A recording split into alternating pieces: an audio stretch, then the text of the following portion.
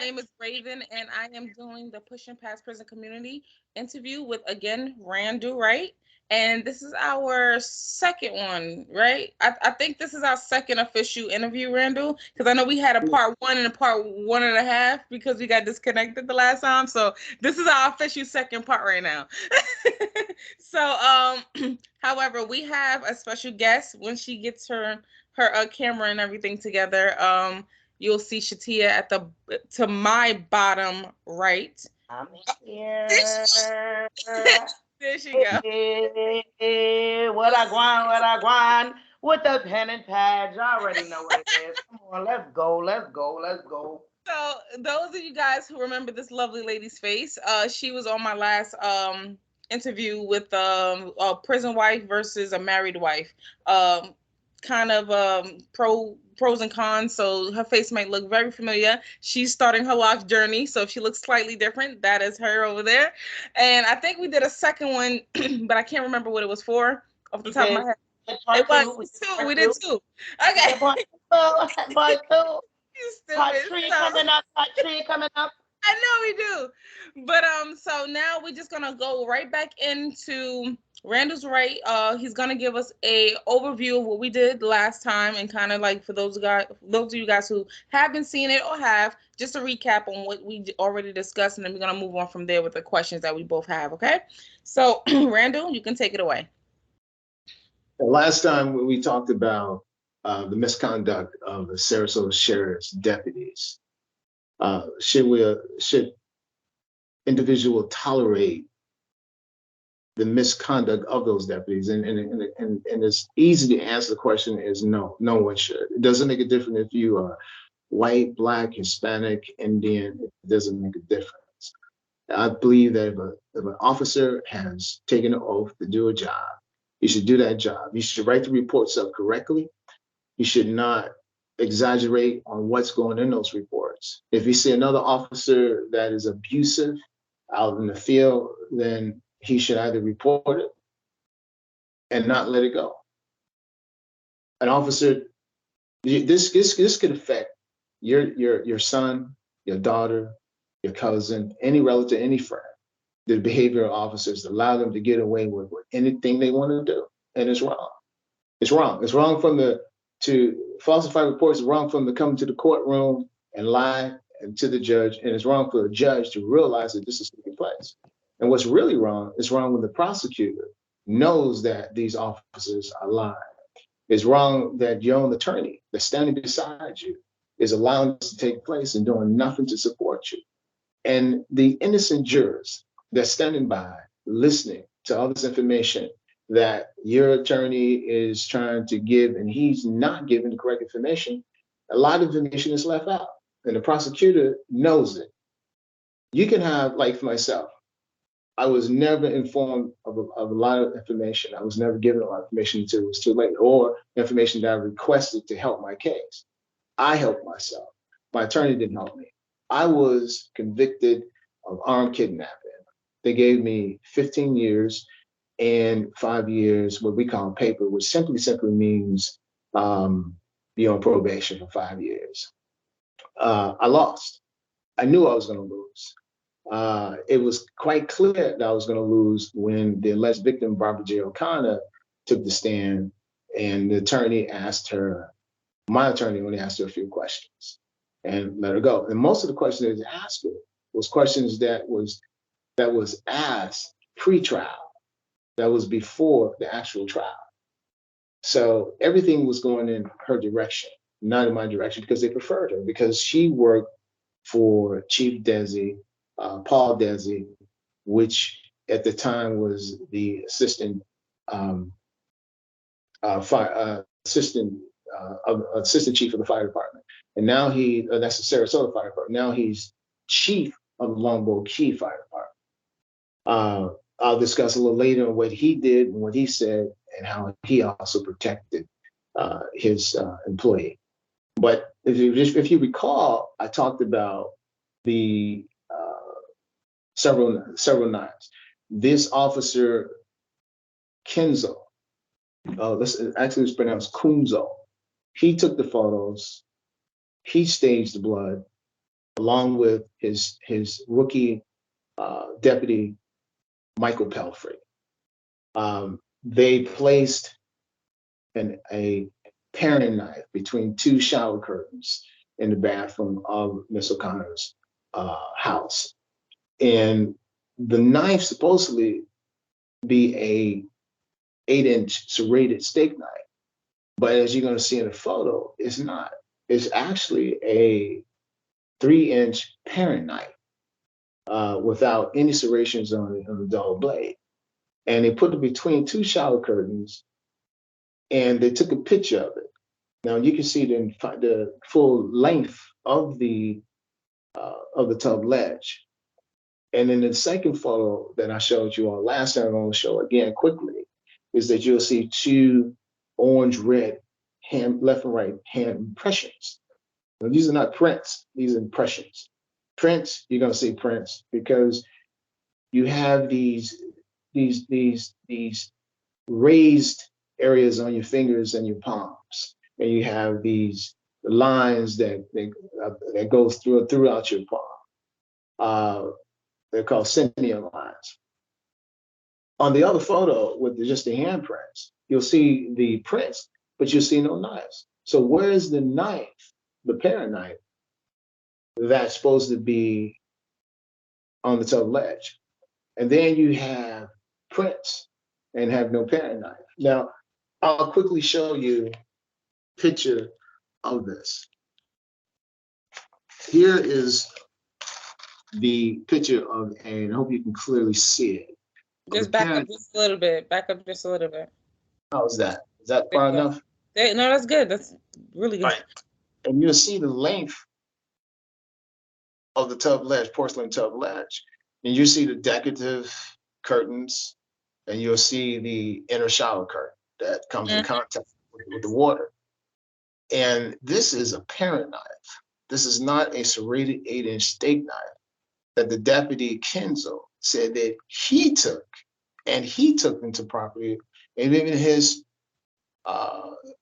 rookie Deputy Pelfrey said the same thing, that he took one knife to property. Deputy Pelfrey is you can also see the Deputy Pelfrey is going to say that there was no other bladed instruments that he saw. Now, there's some photos that there was a pair of scissors on the floor that's supposed to have been taken from the knife block, from a knife block. And Deputy Pelfrey says that was there for hours, said that he didn't see any scissors, and, that he recollect. He didn't see any bladed instrument he recollect. And you're going to see later that the inspector, David Ray Tuck, is going to say that he don't remember seeing any blood in the bathroom, but he saw some in the kitchen, but none in the bathroom. But these are 3 more knives that we talked about last time. You have a 12-inch bread knife. You got that I'm supposed to cut myself with across my left wrist 3 times with that knife. Okay, that's what they said I did. In the middle, there's a serrated steak knife and some kind of cheese knife to the right side by the rug. And we also talked about in this photo that the officers pulled the rug down from where the chair was between the flower pot that's on the upper right corner and the lower right corner is the rug, to place these knives in that position. Notice that all the points again are facing the thrower. She said she threw these knives over the kitchen countertop and they landed in this position. Notice that one that's to the far right, that knife, I call it a cheese knife. Notice it's in the dark, between the light and the dark. That shadow that you see is the flange or the projection of the outside of the countertop. Notice that this is white light. I was rested at nighttime around 8 o'clock at night, maybe 9 o'clock. And notice there's a chair in the shadow of this picture. That's the chair that the officers pulled back and they placed the knives in front of the chair. Now, what I'm talking about is, in this photo that we talked about last time, here you have your, here you have your chair. I'm gonna, yeah. Okay. Oh, here you have your chair. I wanna go off for a quick second, and because I want to hold this up. Can I do that for a second? Yeah, not a problem. Not a problem. All right, here we go. Just want to put this up right here. There we go. Now, notice this chair. Let me come back a little. Notice this chair here. The police officers came Slide back to to the left a little bit more. right here. Oh, there you go. Notice that what happens is the police officers came back at a particular time early that morning to Margaret J. O'Connor's house. And what they did, they took this chair and they moved this chair over. Mm-hmm. They put this dining room table, they pulled it on an angle, and they took this chair and they pulled it back. And the reason they're doing this is they're trying to make room to put those 3 knives up that I just showed you facing the thrower. And then what they did, they pulled the rug down, all right, away from the flower plot and the flowers. Now, these flowers were not there the day I was arrested on March the 24th, 2009. Now, what you're going to notice is I showed you another picture. If that chair was moved back, and here's the chair in the shadow behind the knives that they pulled back. Now, what you're gonna see also is this chair here. Can you see it? That's the chair. Yeah. That's the wooden chair. That's the wooden chair. I'm gonna pull it over. Now, you see this chair here. That's that, and you see these little projections of protrusions on top of this chair. What they did, they lifted the chair. Get closer to see the protrusions. All right. Tell me when you can see it. They There's lifted this on the end.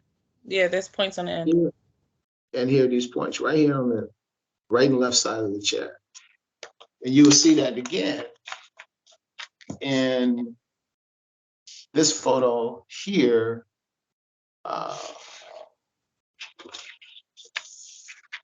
Here, you see the chair with the points right here on the top, and down here. You see the points here. Point to it. Point to it. Here. You see it here? See the protrusions there? The chair with okay. And of course, at the other end. So they turned the chair around. They picked the chair up and they turned it around to make more space. This is what these officers, Pelfrey and Kenzel, did. If a person have kidnapped somebody, and why would you go back to their house and stage a fake crime scene? Why would you do that? Now, what's crazy about this whole thing? Here's a paring knife. Here's a paring knife. So now you got the paring knife in the kitchen, right by the Milford cookbook and kitchen reader, and a juicer with a plastic bag hanging down from. Now you get this paring knife, and the paring knife between the tub here. Yeah, they moved it. But you have an 8-inch. Is that supposed to be the same knife? What's your question again? Is that supposed to be the same knife? You know, I believe that is the same knife that they took. They just took this knife and took a picture of it randomly, not thinking that I'm gonna look at this and accept it. I'm not gonna look at it, or I'm gonna accept this and go to prison for the rest of my entire life, because our kidnapping is life in prison. And then they took it and they put it in between these shower curtains, the in-and-out shower curtain. Now notice on the length of the tub ledge, you don't see any fake party blood. You don't see any. I don't see anything. It just looked like it was placed. Right, yeah. But now in this photo here, when the shower curtains are now pulled back, now you got two orange, red hand, left and right hand impressions. Slide over to your left a little bit more. I only see one. Over Yeah, to. you see it. There you go. So now you got two left and right hand impressions, but you don't have any on the same ledge. They're missing. They're gone because they took this photo first, and then they took this photo. Then they took this photo second. And how they did it, police officers stepped in the tub. They put gloves on. They put this party blood on their hands, and they placed their hands on the surface of the tub, and they created these images or these impressions. And notice there's no simian lines. There's no simian lines on your palm at all in this picture. These are horizontal lines. Do it at home. I challenge anybody. Go to the potty store, take any substance that'll dry up on some gloves, go in your bathroom, step in the tub, and put your hands straight out. Now notice, these officers put their hands straight out. So when they did that, looking at my waist size, I must have been sitting on my hands. You know, so how can I have a knife in my hand? I'm sitting on my hands. What is it, my mouth or something? Or I'm holding this person against her will in the bathroom. We talked about last time another photo, this photo here. If you notice, and in this photo here, there is a phone right here. Now, Get Deputy, closer. Get closer. okay, can you see it? I see something there. Yeah. Okay, this is her red cell phone that they said I took apart. The red cell phone.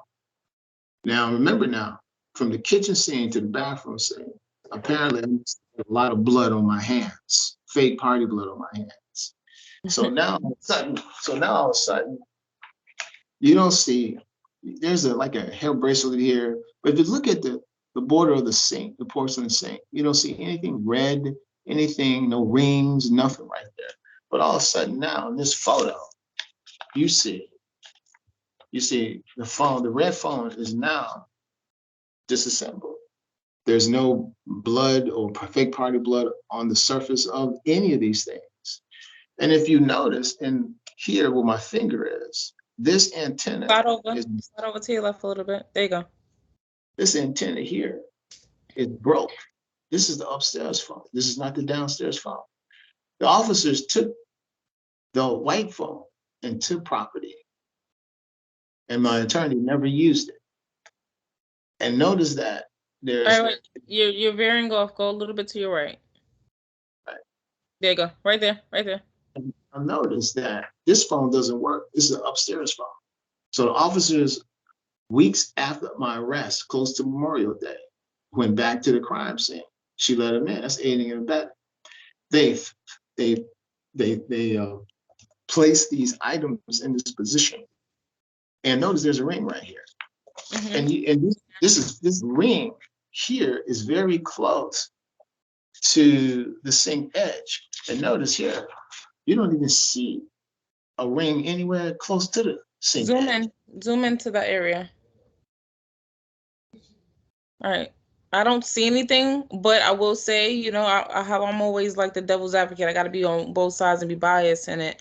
But if there was a ring, it's too grainy to tell. Right. It's really right. I know it's grainy back here, it's kind of dark, but in the back here, remember that cookbook, that Milford cookbook is right here. And these two knives supposed to be right here. These. Hold on, I need you to point because I want to make sure I'm in the right area. What you're showing me. Yeah. All right. I can't see. I'm looking straight at the refrigerator. There you go. Yellow. I see something orangey back there. I do see something orangey. Right. What you're looking at is this photo here, the Milford cookbook, in the back where the two knives are. Yeah. In a better photo, you can see clear, but there's supposed to be two knives back here, but they're not. There's no knives back there. You see. Now you have. This is what I believe. Come up here. I believe that this was a petition that was done on November. Can you say November the 21st, 2013? You see that? Right. And this was I sent this to the Supreme Court of Florida, and against Thomas M. Knight. And these were some things that, I don't know if you can see it, that I asked for. The petitioner files this writ of mandamus against the Sarasota County Sheriff's officers to compel the sheriff's officers to furnish flashcards. The reason I went to flashcards is because the flashcards, you can send them somewhere and they can tell if these photos have been photoshopped. So they told me they copied over the flashcards. That's what they did. They destroyed evidence. Now, here, all right, the assistant state attorney, can you see this? The assistant state attorney said, therefore, the assistant state attorney, Elizabeth J. Scanlon, bar number 0109428, is entirely knowledgeable of all acts of the Sarasota County Sheriff Deputies' illegalities encompassing these cases, but relentlessly retains the theory of false rationales fueled through overzealousness of incorrect fact-finding by contrived statements and reports, citing obvious error logistics. See evidence and information contained in convoluted documents, and its fabricated statements of unfair prejudice supporting faulty claims designed to reach an unfairly guilty verdict. She is privy to a wealth of information and documents before all Brady material. Come down here to the next page. Materials of pretrial discovery is provided to the defense attorney, and cognizant of all multiplicities and views of discrepancies that encompasses the depositions, witness statements, supplemental reports, Williams hearings, and all collide and adheres to the fabricated photos and the entirety.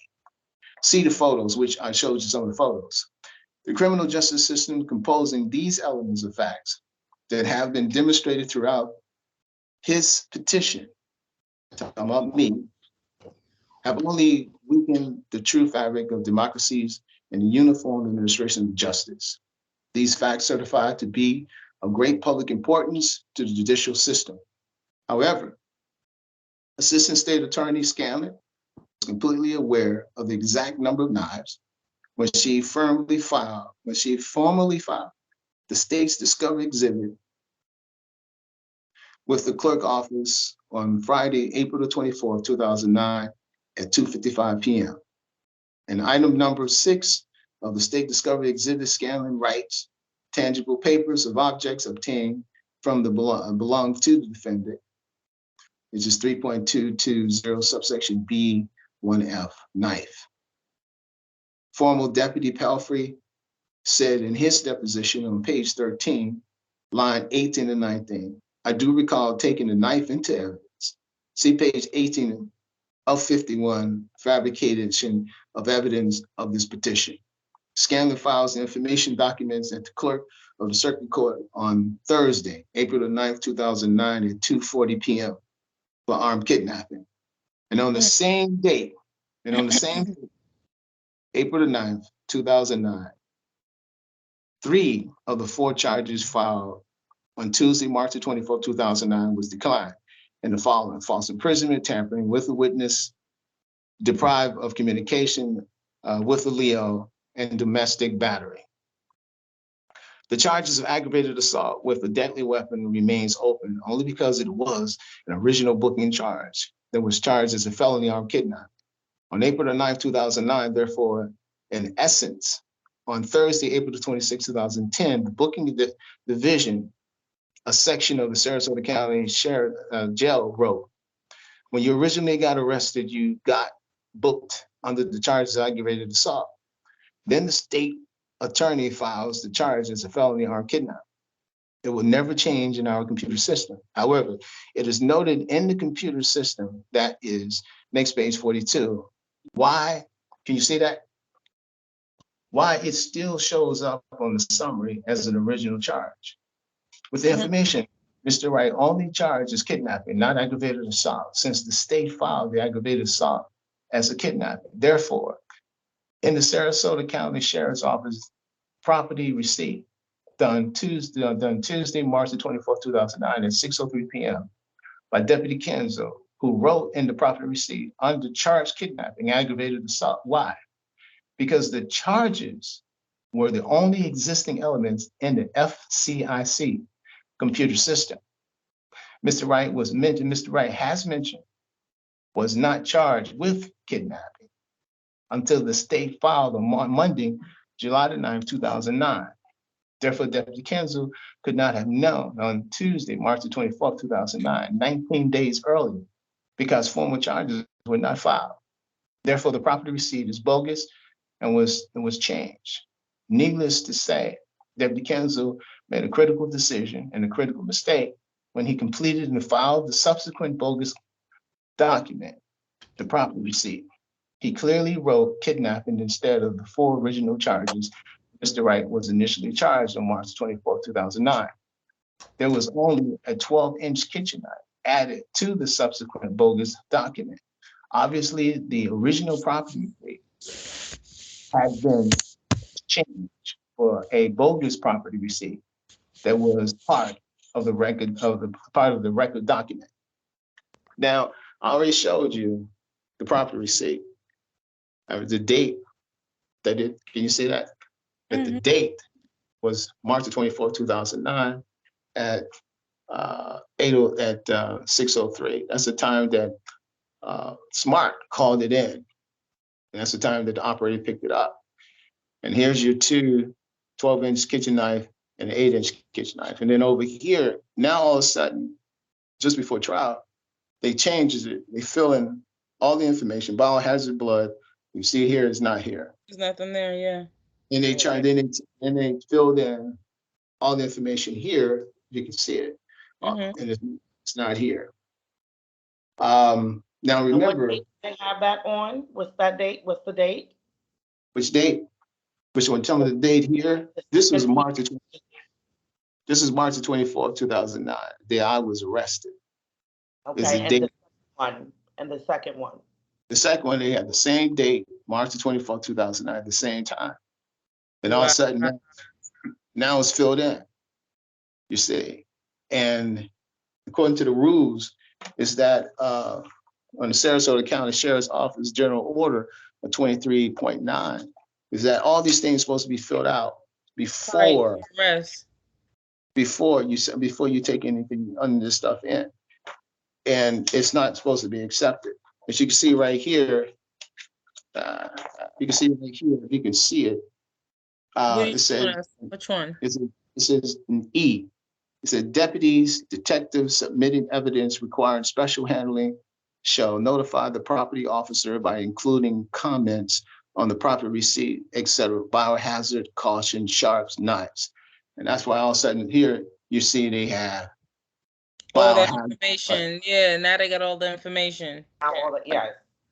Right. So if there's blood on the knife, the 12-inch, the 8-inch knife, and remember, she said I was cut by the 12-inch knife. This 12-inch knife, when they finally allowed me to see the knife during trial, second day of trial, the prosecutor already arrested. I never saw the knife. I want to see the knife. So when I see it, the 12-inch knife is a butcher knife.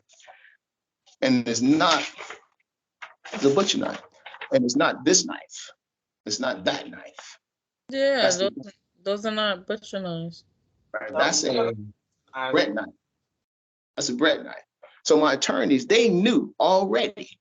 They already knew that there was a butcher knife and not a bread knife. And not a 12-inch bread knife. They already knew it. Now remember Deputy Pelfrey over here. Deputy Pelfrey, and this is Deputy Pelfrey report. This is his deposition, and it was done November the 2nd, 2009. And you see his name here, if you can see it, Deputy Pelfrey. All right. Now, he was asked some questions by the attorney. Were there any scissors that you noted that were on the kitchen floor? He said, I'm trying to recall, but I can't recollect with absolute clarity. No. So he said no. Next question was there any knives on or about the floor or in the kitchen that you saw on the counter compared to the bloody knife we found in the bathroom? Going back to the bloody knife again, and you already saw in the photo that the knife was between the two shower curtains was a paring knife. And you saw no blood on that knife. He said, he said, I don't recall any other weapons in particular.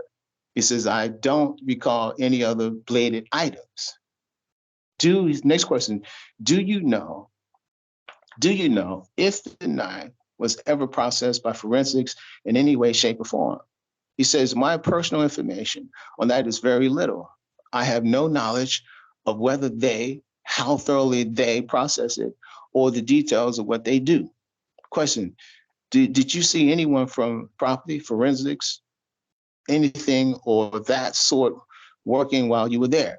He says, I remember a detective, I remember a victim's advocate, I remember numerous deputies, but I personally do not know if forensics people came out specifically. I do know that Deputy Kenzo and myself took pictures and did take in some property. Did you see a crime scene technician, Jessica Jarecki, there? If I did, it was more likely in passing. Now, Deputy Tuck, this over here is the Sarasota County Sheriff's Office investigation report. And if you can see, the charges was Hi, Randall. aggravated. Can you see that? Hi, Randall, Randall. hold on. Yes, yes. Hi, Randall. I don't want you to lose your thought, but I did have a question pertaining to something that you had said um previously. Okay. It kind of it sparked it did spark my interest because a lot of things here I see it's facts. To me, it's they have things where, can you hear me? You guys I can hear can. me okay? Yeah, I can hear. Okay. It becomes a thing to where it's facts, and then it's facts versus false. And right now you have a lot of facts on this case, and that is a beautiful thing.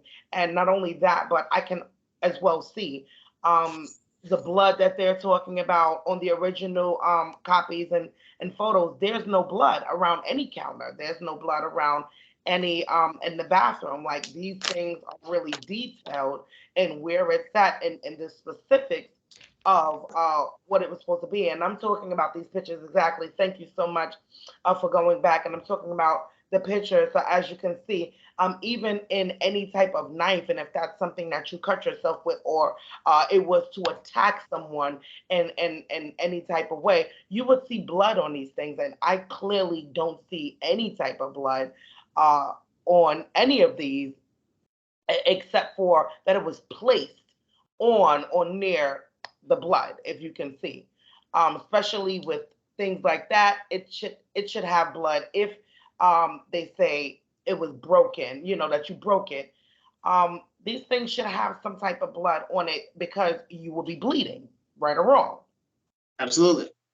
That's So right. right. So, it's like when it comes down to that, and even in the counter from the chair, and the way even the knives are placed, you have to look at every detail. Look, if you can see the flowers, you see the flowers that's there in the chair, but then when you look at the second picture behind it, and you actually put yourself in that crime scene. And that's why I love today, because today's society, they have things to where they can take a picture and they can actually put it 3D it, and my nephew does that. Our nephew does that. So that's, it's amazing that they have these type of of um of things out now, because this helps this case. These things look like it was placed. There's no blood on it. There's no knives. Now, my next thing was to ask: did they test any of the blood to see and to find out if there was, to find out if it's yours, if it's hers, or whatever the case may be? No, no, they never tested the blood because they said, the prosecutor Elizabeth Scanlon said, because it was only two people in the house, Miss O'Connor and myself. And they said that it obviously had to come from me, since I was the one that had been injured. And this was a scratch. Dr. Mark Mahoney, which I'll read to you a little bit later, of what his comments was and what he said. He should have been there. He should have been there as one of my witnesses that this is not real blood. This is fake blood. even when I show police officers that was at not police officers but correction officers at the Sarasota County Jail at the time, the 3 years and 7 months that I was there in that jail, a lot of them said this is bogus, this is fake. So why wouldn't my attorney see this? Why wouldn't the prosecutor see this? Why wouldn't the judge see this?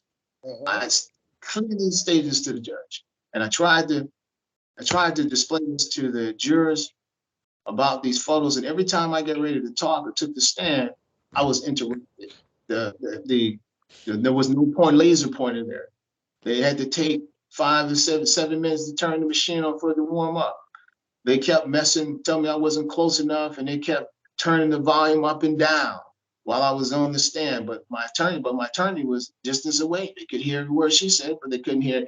She was claiming that they couldn't hear me, but the jurors could hear me. But see, they didn't want me to explain this to the jurors, what was going on. They hid this from the jurors. Even my own attorney, I had another, her name was Jessica Wright. She was co-attorney with Mark Paxton Brewer. And you would have to see what they was doing to me in that courtroom, and the judge let me get away with it. They was leaving, even the judge said they had left out evidence about that night. All of these things the judge was aware of, and I do have some of that information here. But I want to get back to showing you this one part over here about now. Deputy Pelfrey was telling us right down here, if you can see, he was saying the question was, did you take those photos, those phones into evidence? The ones that I showed you that was disconnected, that was taken apart. He said, we photographed items, he says, I know that. So he was telling you that he only saw one night. But also what he was saying is that they was trying to show you that Jessica Cherokee, the crime scene forensic person, they was trying to say, hey, she never came. We took the photos. But remember, I saw a first set of photos that James Charles Ziegfeld showed me, the first set of photos. And when he showed me the first set of photos, and then he showed me a second set of photos months later, I knew something was wrong, and I knew I couldn't trust him. But over here, I want you to see in the supplemental report, here, in the supplemental report, I see it. it's going to say, Deputy Tuck, Detective Tuck says, I was contacted by Sergeant Soren, who requested I respond to 7856 Endora Drive in reference to an aggravated assault or false imprisonment. I was informed that the victim's boyfriend was a suspect in the case. Sergeant Soren requested my assistance and investigated the case. On March the 24th, 2009, at 20:45 hours, I arrived at 7856 Endora Drive. I met with Deputy Kunzel, I'm sorry. Again, Deputy Kunzel name keep popping up, and Deputy who updated me on the case. Forensic technician Jessica Jiraki, badge number 2428, was also present processing the scene. I learned that the suspect had been transported to Sarasota Memorial Hospital to be treated for an injury which was not life-threatening. Now, listen. Now here you go with they lied. They lied. Turn this back around. They lied. What happened here? Hit it.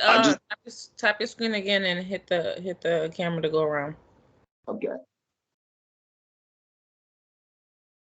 Okay, we got a different view here. They lied and said that. Now I lost my thought. That Jessica Jarecki wasn't there. She never showed up.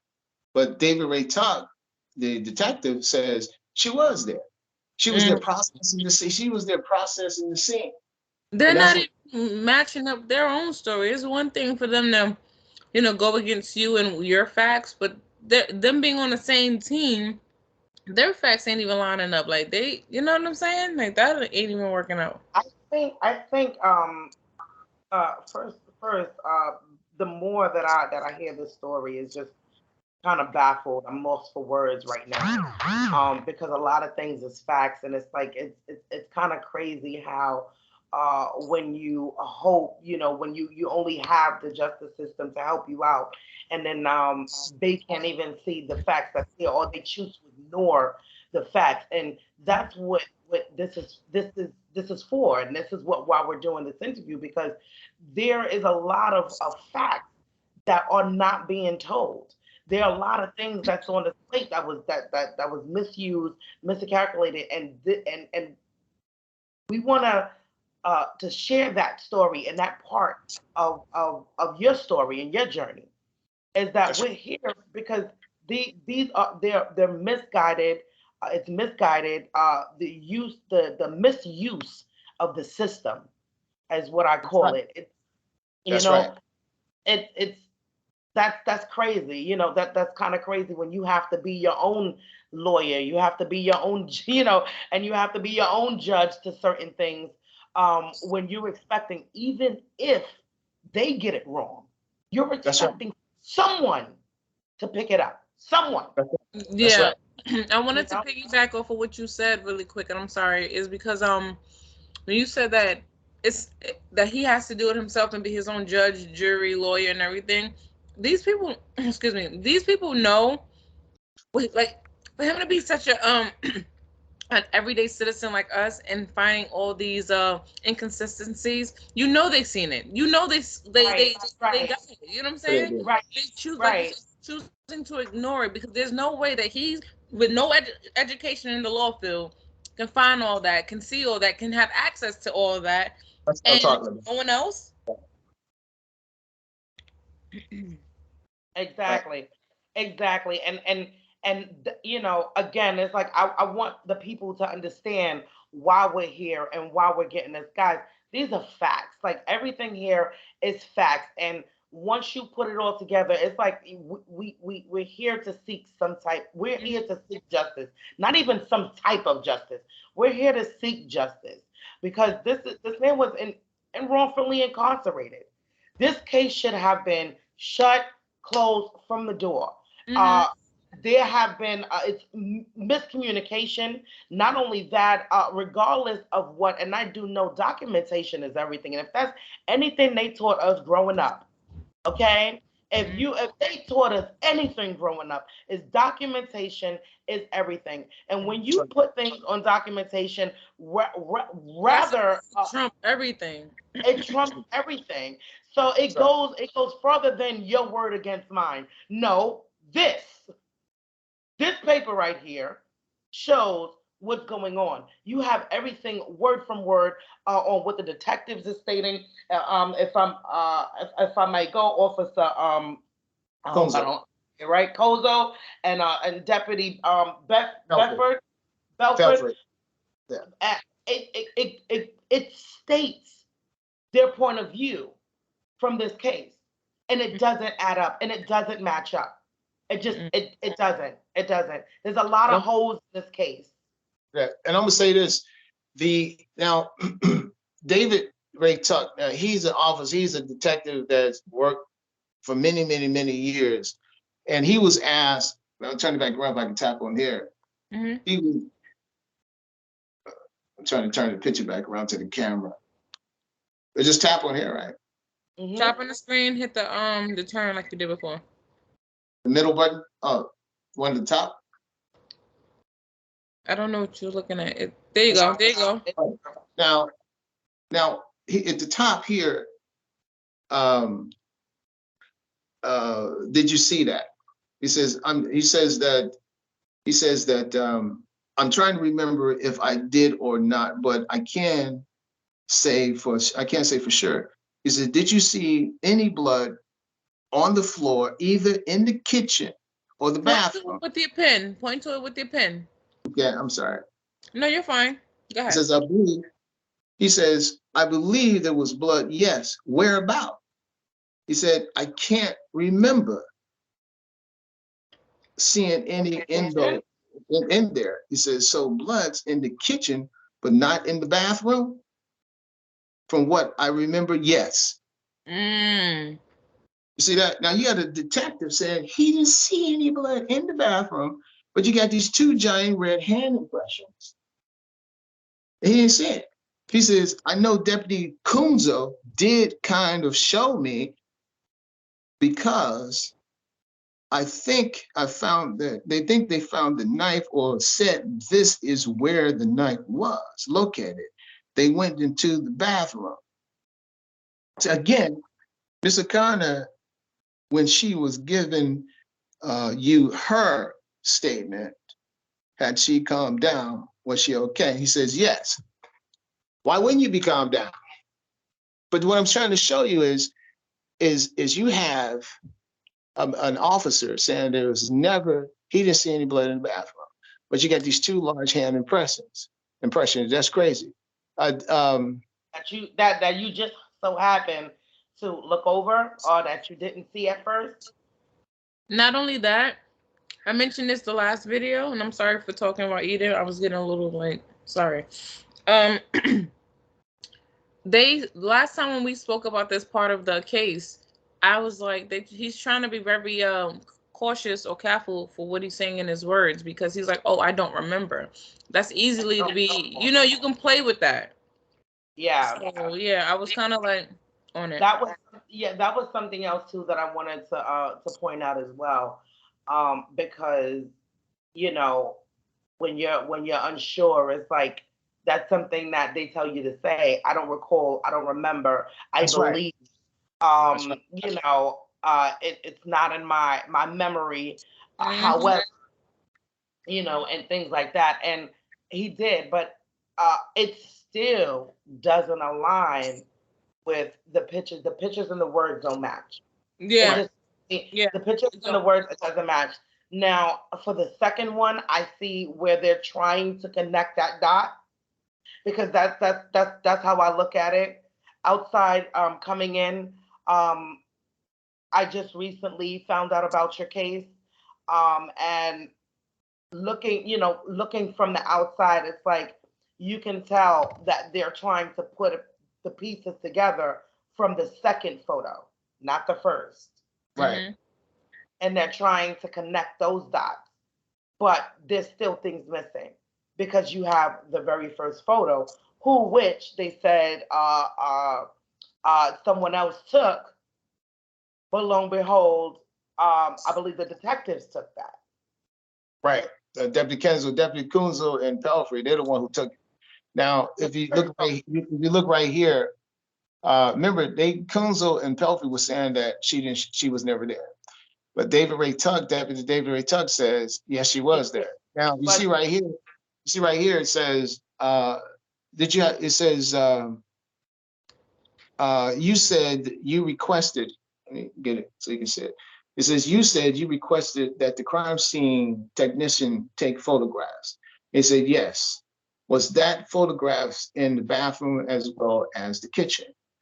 He says, I believe she took pictures all over from the inside of the house. Yes. And then of his injuries at the hospital. Did you direct that person to go to the hospital? Yes. I told her to go to the hospitals to take pictures of his injuries. Did you personally go to the hospital? He says no. So again, he's saying that just the director took photos. Now, no first set of photos that I was trying to tell you about, first set of photos, uh, the first set of photos, my attorney, James Charles Ziegfeld, he showed me those photos, but not the photos I'm showing today. I never saw it. This is the second set of photos. This is a bogus set of photos. And the photos that one of the photos he showed me a knife, an 8-inch steak knife that was between his and her face bowl. When I took it from her, I put it between the two face bowls away from her because she was sitting on a stool and I was sitting on the shower curtains. I pushed it back and I was sitting on that ledge. Um, so we were close together. And I remember next, I had her left hand interlacing in my right and left hand and telling her everything was going to be everything was going to be fine. Now there was some knocks at the door, and because she had earlier spoke to Smart, her ex-boyfriend, who she was seeing while she was seeing me. See, I didn't realize that until I started reading much more into depth with the documents.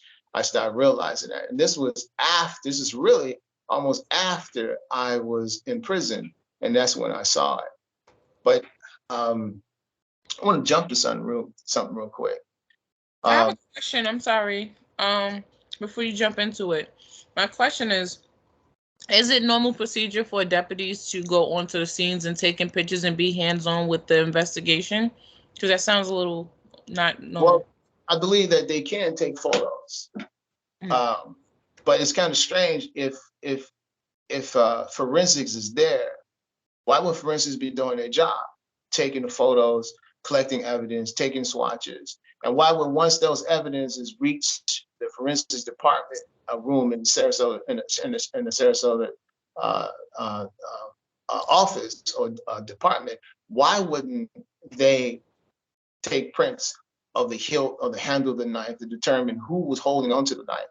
Why would they take the blood, test it for DNA? And I asked since I had been in prison, I asked for DNA of that knife, and everything I wrote, Judge Roberts denied it. He came up with something I didn't do right. He denied it. He kept denying it. He denied everything because they did not want me to be right, that there was my blood on the knife because I was cut, but it wasn't a lot on the teeth, and it was and it was fake party blood on the knife. You see, so that they was trying to make sure that never came into evidence, because that would have came into evidence that would show that these people falsely imprisoned me. That's right. That's right. That's right. And I think that's my. Oh, okay. I think that's and I'm glad you brought that up, Ray, because that was one of my biggest questions. Was um, for one, is like why didn't they, do some type of forensic? It didn't matter whether or not you two were the only ones in the room. That's protocol. That's procedure.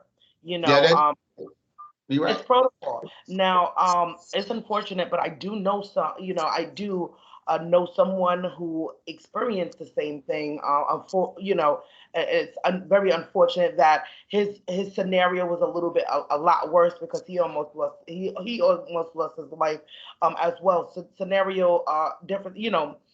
Different scenarios, kind of similar same situation, to where his girl was trying to stab him and kill him, and the first thing they did was they saw they took pictures and they did the forensic to make sure it was who blood was who and things like that, because of course Right, you have to separate these things and find out who's the right one and who's the guilty one. Today they right, taking both of you guys in, so you understand. So the fact that it was only you being pointed at when there were two parties. right, There were two parties in this, right? right, I right, don't. right, right.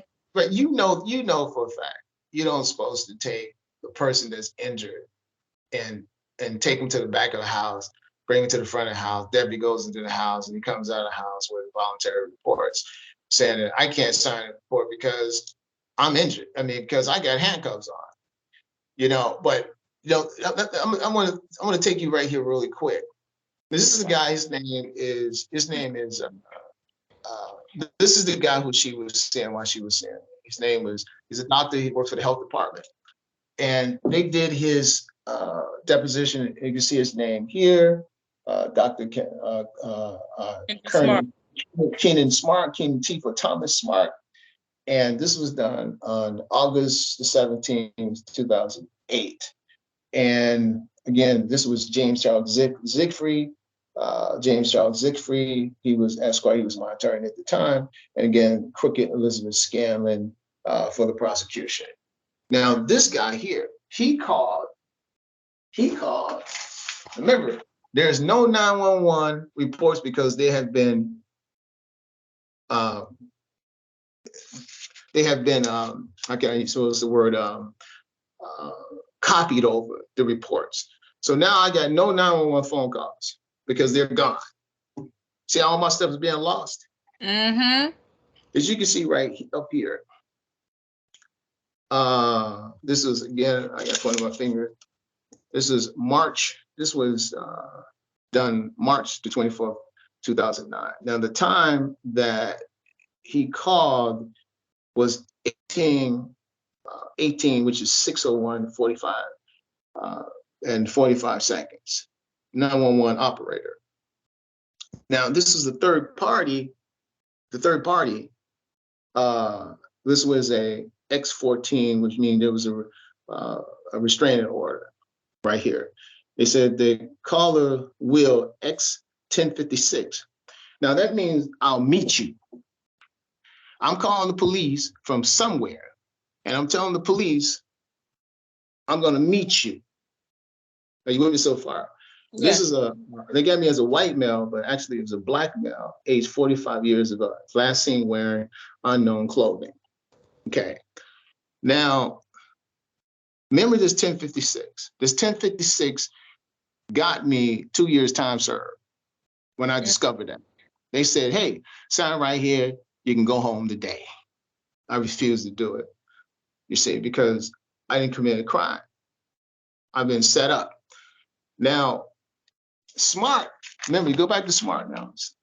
Kenneth Smart, he says, Dr. Smart says, after when I was in the house in the kitchen, the phone rang, her red cell phone, the one that's taken apart. And he said that he came over to the house. And while he was outside, he knocked on one of the doors, he knocked on the side door, the front door, and the back door. He said he could hear her screaming for help. That's what he said. Mm-hmm. Okay. Now, you would think that this person would be at the trial, screaming his head off in the trial. And he said, well, yeah, I was there and I heard her. But this is what he says. He says, he says,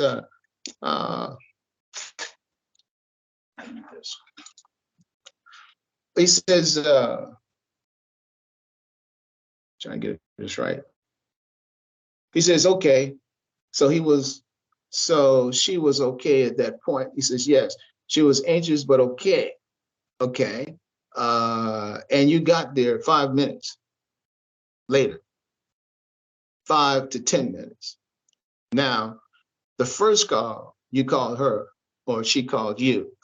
I called her to say, are you there? The second call, I assume, happened when you arrived.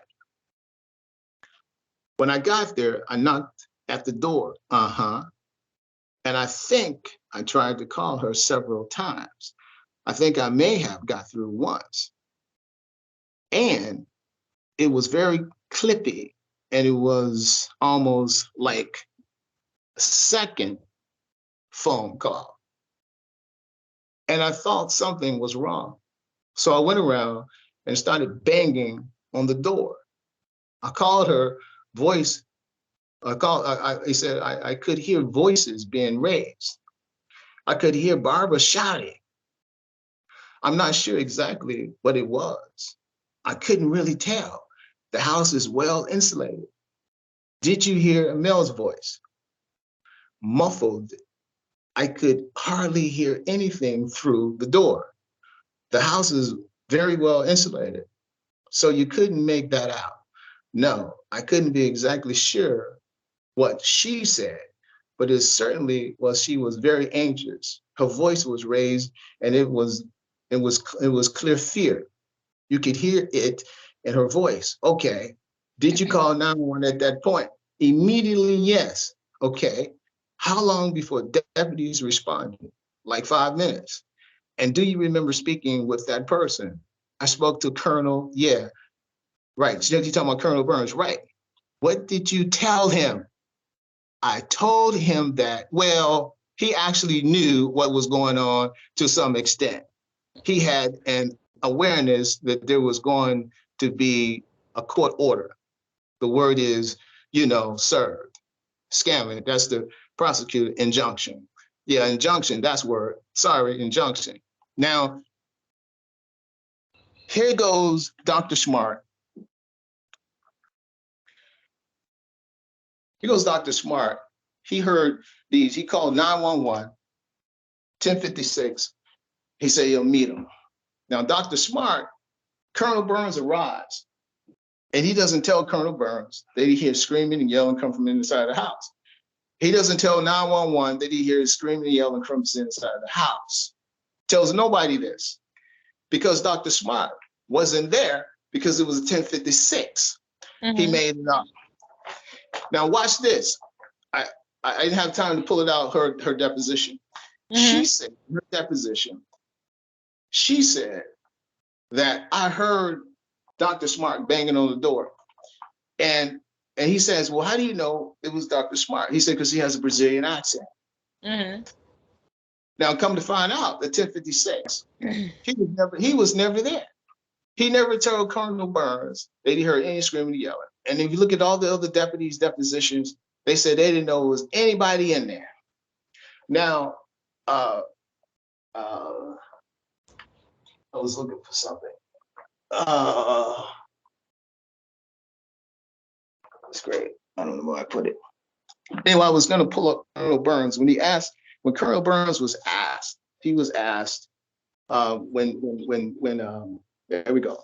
There. Colonel Burns is right here. He says,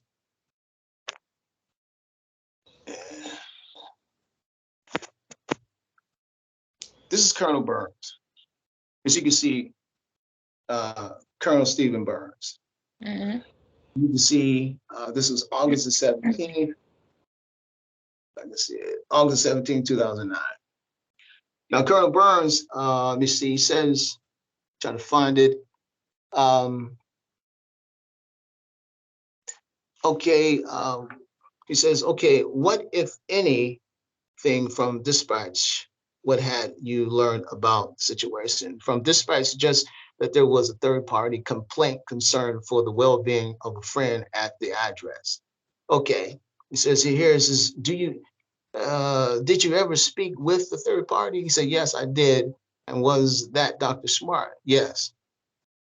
Was he at the scene when you got there? Yes. He was out in front of the resident by the sidewalk, by the car. And this was at 7856 Andorra Drive, 7856 Andorra, maybe, or 7858, about that. It's whatever is in the report, yes, okay.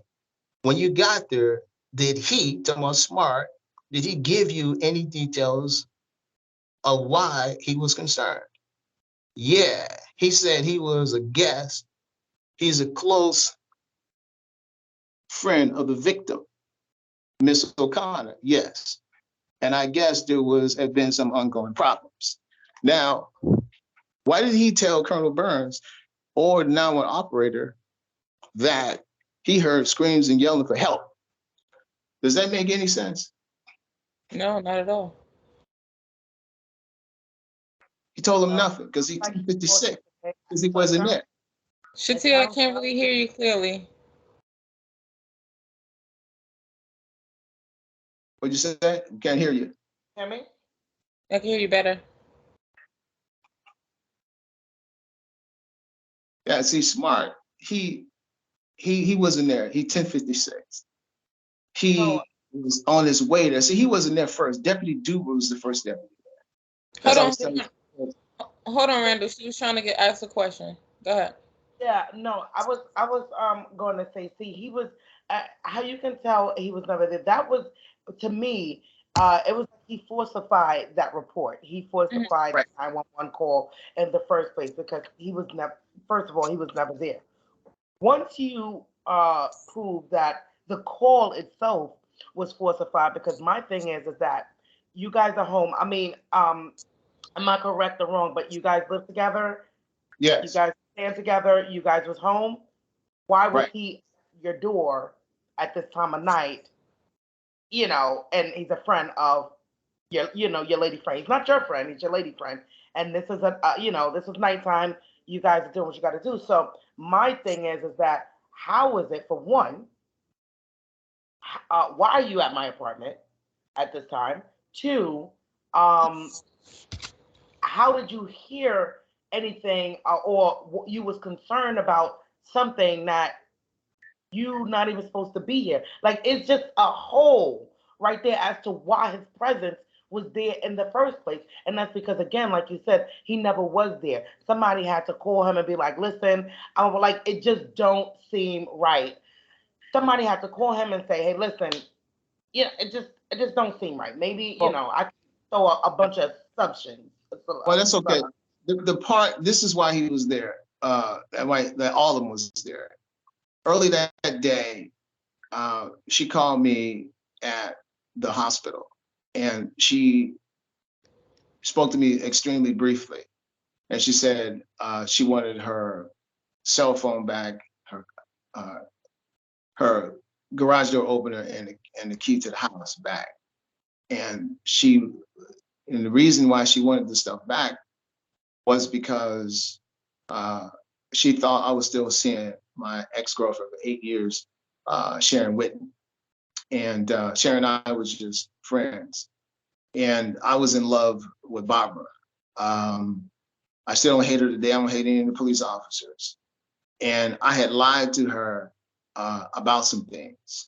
I was wrong about that, and she found out. And some of the things I wanted to find out about. And when she found out that the car I was driving wasn't mine, because the only reason she found out is because I gave her the insurance papers. And then we was having some problems too. So she called me. So she called me that morning. I was going to work, and she asked me what was I going to do with the car in terms of, it had some problems. Some problems need to be fixed on it. The air went out, and I said something smart to her. I said, "Well, whatever Sharon wants me to do." That's how I said it. And she said, "Fine." Then and she hung up. I didn't think she was really upset, but I know she wasn't happy. And when I got to work, I called her and she said, "Fine." So I called and asked, "Was anything wrong?" She said, "Nah, everything's fine." And when she got to work, she called me. So I thought everything was fine. We had talked a little bit earlier that day. So she called me a little bit later, and this is after she had met with Dr. Smart at Marina Jacks.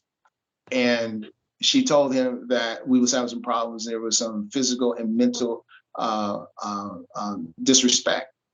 And Smart felt that let's go talk to Colonel Burns. This is Colonel Burns not Colonel Burns. I'm sorry, of Desi of the fire department. And so they went to his office. They spoke with him, told him some things, and he called Colonel Burns of the sheriff department, second in charge. And Colonel Burns suggested they get a restraining order, and that's what she did. She went and got a restraining order instead of a conviction order because it takes longer. And she said some things on there that was untrue, and some things that was true. Uh, and uh, and and the phone went off. The phone went off when she was talking to me, so I had no opportunity to comment on anything. So I tried calling back, but no one answered. I worked the 8 hours, supposed to work 12 hours. I left the hospital and I went home. And instead of me parking my car behind where I normally park it, I parked it somewhere else, assuming that she was mad at me and she probably would come in the house. And then I was in the house, she had called, and I didn't tell her I was there. And then she came in and she asked me what I was doing in the house, what I was doing here so early. And I didn't answer. And she went to the bathroom. She used this. She peed. She left. She went to the kitchen, and she never came out the kitchen. So eventually, I went into the kitchen. I walked past her. I leaned against the countertop and asked her what was going. Does it have anything to do with what I said earlier with Sharon? And she said yes. And the phone rang. It was Dr. Smart, and she was telling him that Randall was here. And he was saying, "Well, what do you want me to do? You want me to call 911?" She says, "No, everything is fine at this point." And she hung the phone up, and I walked up on her, and she pulls out a knife from her left hand. And I was trying to take it from her, reach in the right way to grab her wrist. And she went down, she came up, and she accidentally cut me just a tiny bit. It wasn't bleeding at all.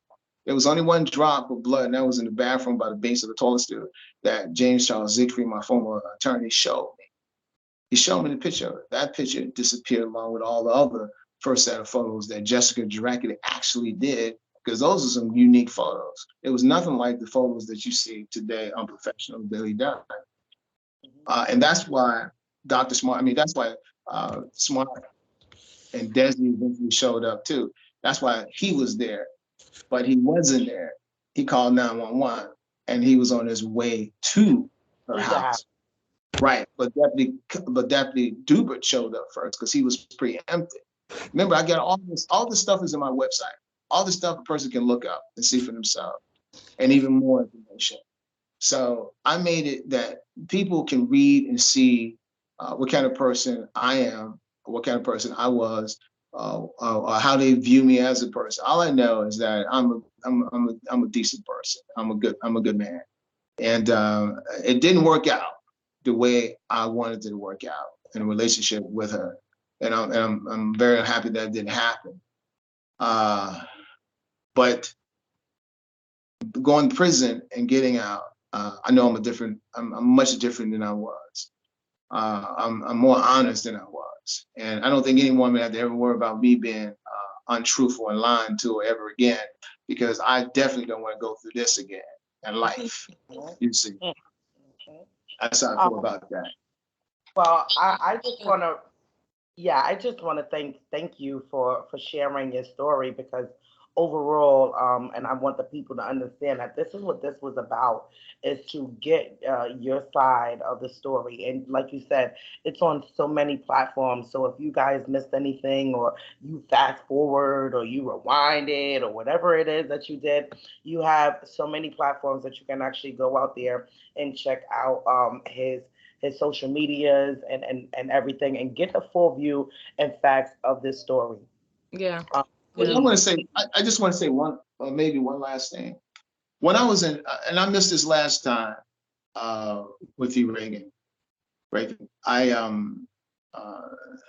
when I went to the first day I was in Sarasota County Jail that night, March. When I went there on March 24th, but it turned to be 12 o'clock, so now I'm there March 25th in the AM, and I sometimes suffer from sleep apnea. I was on a sleep apnea machine, and I woke up suddenly. Well, two more things I want to say. And this Sergeant Meinberg, I'm waking up.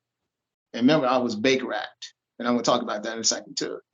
Because the false statement that Deputy Goloff wrote on his involuntary report, which I got in front of me today. He comes in, I stand up, and I got this green smock on. And it falls off me. I'm asking him how to put it on. And he hits me in the chest with his fist while the nurse standing there. So he shackles me down to the floor with a boat.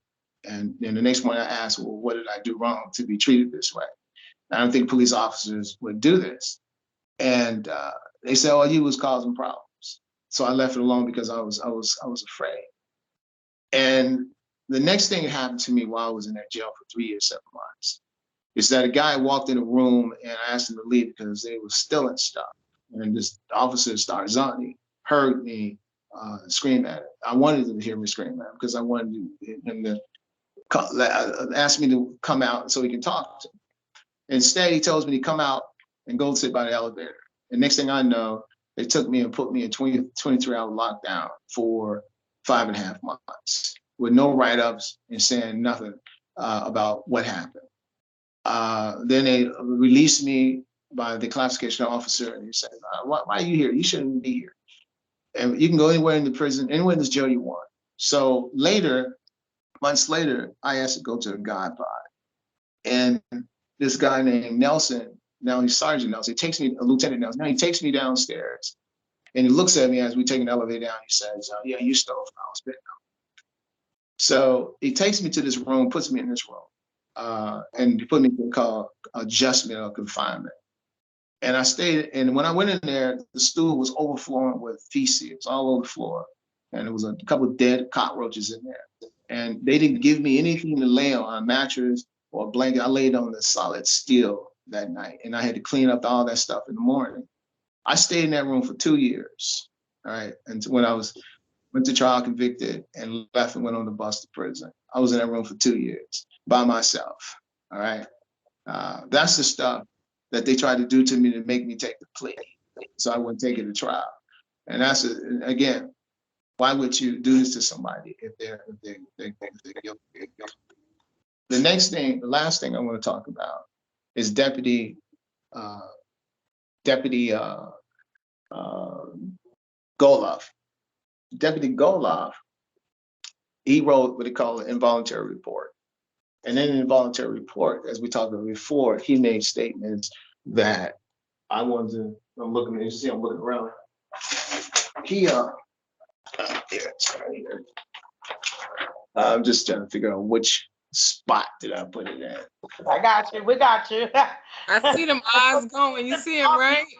Listen, for our viewers at home, he got all this paperwork all around the board. When I tell y'all, when we say the definition of a dream board, guys, this is it. Like, this is it right here. This is a dream board. I wouldn't even call Everything it a that you dream want. board. Let's call it the past, because he don't The dream of that no more. Right. You know, it's manifesting that this is going to be done. It's like it's organizing this in place. So, guys, if y'all see him moving around and he's looking around, he's looking for something that's on that wall. So, there you That's go. correct. That's correct. This is Deputy, as you can see his name right here. This is Deputy Hayden Goloff, badge number 2455. And this deposition was done July.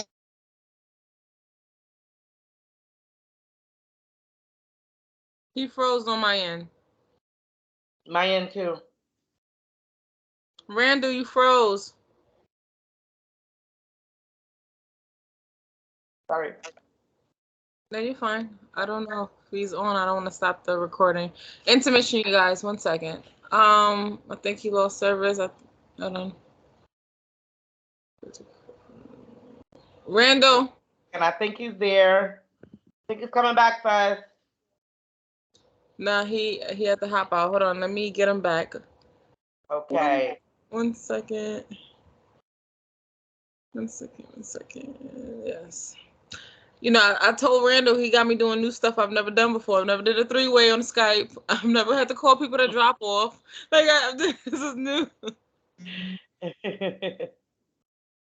Okay, we back. Show your face and I'll say yes. There you go. Yeah, we're back. All right, you All froze right. up. Go back to the deposition. Okay. Thank God we ain't have to end the call this time, right? Yeah, thank God. Okay, I'm switching it around. I don't know what happened right there, but trying to go to what I was, it was much larger than this, but smart. Anyway, he writes, a temporary injunction was served Go up on a little Mr. bit. Wright. Move up a little bit. No. I'm just saying to the words. Oh, okay. You seem like you're zoomed in. You look very zoomed in.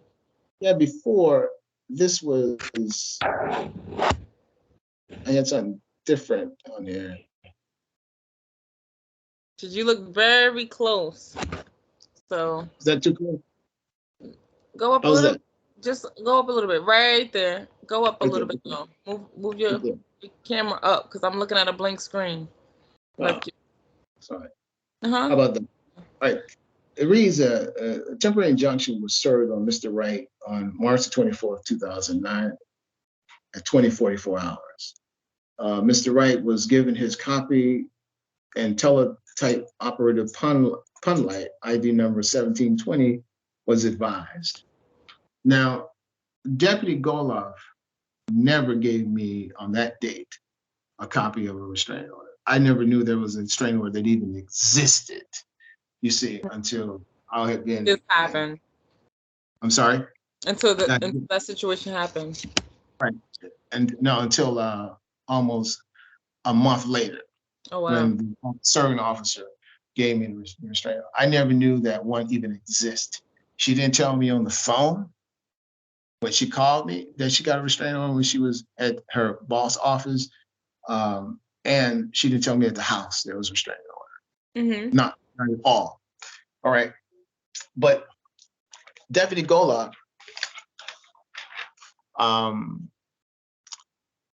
he was said that you made a report here, a written report. It says subject stated he was going to stab his girlfriend 5 times. Then stab himself. Yes, sir. Where did you get that information? He said, from Miss O'Connor. Okay. And she stated that he cut his own wrist. Yes.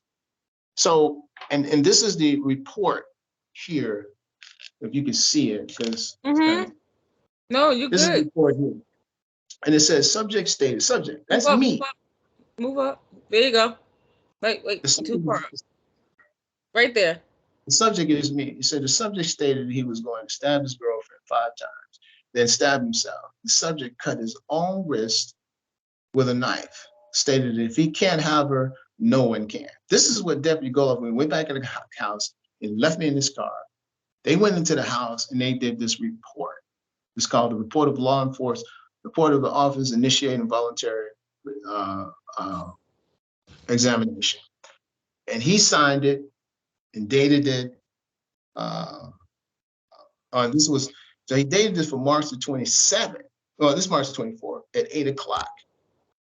As after I've been taken to custody. And then he says, oh, no. He didn't say that. Miss O'Connor made that statement. She said that. You see, but now when I go to first appearance on the 25th that morning, that's after I got hit in the chest by the Sergeant Weinberg.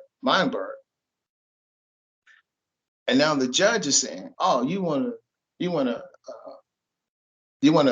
to do these things to somebody, and you must be crazy. So then he gives Can I me. ask you a question, Randall? Off topic, really quick. Are you zoomed in your phone? Because I need you to zoom out. I got the small picture in the upper right hand corner, and before it was just nice before it went out. So I don't know how to make it big again like it was last time. Okay. All right. Let me try something. 1 second.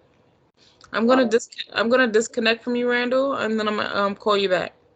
Okay. Okay.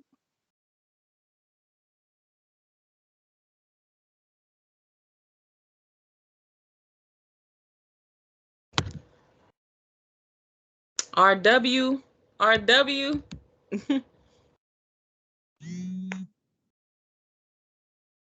Hopefully it's better. Hopefully. You there? Oh, it's still the same. Still a little picture. Don't worry I don't about know it. I could see you. I could hear you. That's all that matters. I just wanted to kind of look like I'm like on you. But go ahead, do your thing. Oh, matter of fact, actually, let me transition for a second because I do have some questions I wanted to ask from you, and I know that the library closes around 4:35, so I kind of want to get that in. And I'm sure, excuse me, Shatia might have some questions of her own.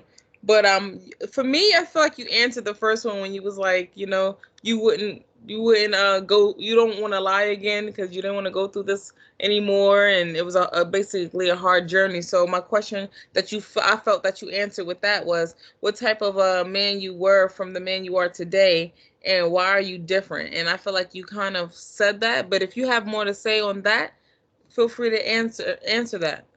I look at it like this. I think I can't talk for anybody else that's been in prison for a year, 2 years, or more years. But you see things in prison, as I spoke to about on our first video, that is not kosher. It's not good. It's not healthy. Prison is not healthy. It's not a healthy system for anybody. It's not designed to make you a better person. Prison is designed to make you a worse person, so you can keep coming back. So recidivism level can be higher. And as you said, it's more African Americans in prison than in the prisons Culture, that race of people. I saw than any other nationality of individuals ever. And again, I'm recapitulating. It's about bringing you back over and over and over again. Supplying jobs for people that's in the areas of Florida. You lose those prisons, you can lose a lot of support for businesses in those areas. It made me realize that it's good to be free, It's good to be honest. It's good to treat people righteous. And even though they treat you wrong, it's still good to love people and learn how to forgive people. Um, Even though I was in there because I was wrongfully convicted, uh, and getting out was difficult, and it's still hard. You know, the climb to be successful and to live a decent life is still difficult. I mean, I'm getting things are happening to me. I see miracles every day. You Me- know, I try to hang around, I try to hang with righteous people and do the best thing I can. But I am a better person because I know the truth now of our society and our police officers and our government. I'm not saying everybody in government is corrupt. I'm not saying that. I'm No, saying but it's a nice handful of them that makes it all worse. You know what I'm saying? You can't put spoiled bread back in the the bag without it that's right. spoiling the rest. Exactly. There's some good police officers out there. There's some good firemen out there. They got families. They take care of them. They try to raise their kids properly. I want to believe that. But But it's also got to look at it the other way too. There's some good people that's in prison. You know? there's some good. Listen, there are. I met some great people in prison. Some of the guys has changed their whole lives around. Is there for life and can't get out. You see, and they're not the same. They're just not the same. I mean, I didn't know them before, but what they was telling me and how they carry themselves, they're not like thugs or doing drugs or they go to church. You know, they read the Bible. They try to help people. They're not cursing. You know, they're not homosexuals. You know, I feel that maybe this person needs a second chance. And I think the people who's getting out of prison that's trying to do the right thing, I think they need a second chance. Why is it in other countries you can go to prison, you can do your time, and it's not held against you? But in America, I feel it's held against you as long as you live. And your points that you have here in Florida, they never go away. They just keep on accumulating. So you can go right back again. Mm, Uh, just don't they they just don't care. You yeah. say, yeah, Um, I, I, And I'm yeah. sorry. I, I, I wanted to say something before we end this. And well, I have um, more questions. We're not ending, but go oh, ahead. okay, okay. You got more. Okay, okay, great, great.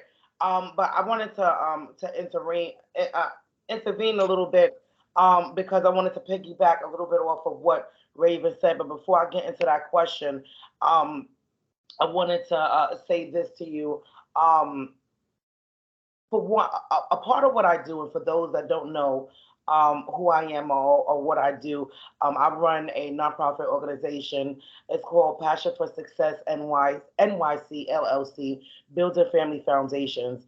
And with that, it's like my plans is to connect so many organizations together so that we can as one help build that family bond, because I really feel like it takes a community, it takes a village to raise a child, and no matter how old we get, we are still children out here in the world trying to figure what we call life out. So Mhm. my biggest thing is to once again bring on these different types of organizations, and I'm involved in a program called Ritual for Return.